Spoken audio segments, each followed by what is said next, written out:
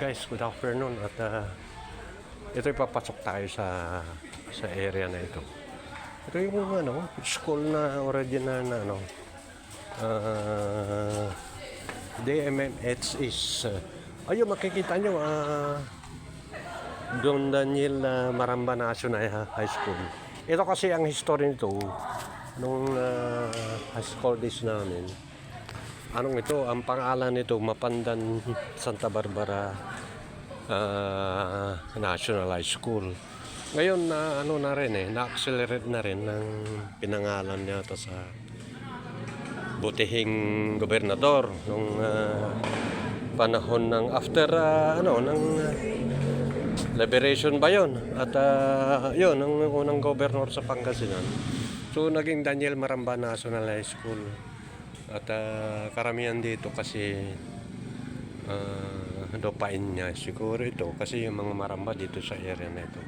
So abante tayo ng konti at makikita na yung mga pipicture ko lang sa inyo. At hindi rin tayo magtatagal dito. Dito lang naman sa compound tayo kuko. Yung kung ano yung alumni center yun. Yun, makita nyo. At ito yung main building nila.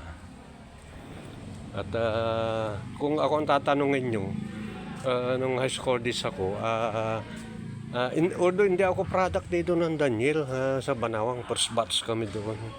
At hindi pwede kami pupunta rito dahil pag mag-aaral kami dito, walang magiging estudyante doon sa Banawang National High School.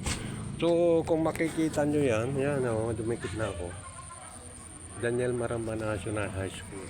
So ipipicture ko ito sa inyo dahil siguro sa katagalan yung mga kaibigan natin na nag-aaral dito na sa ibang bansa na at siguro madalang na yung pagkakataon na babalik kayo dito.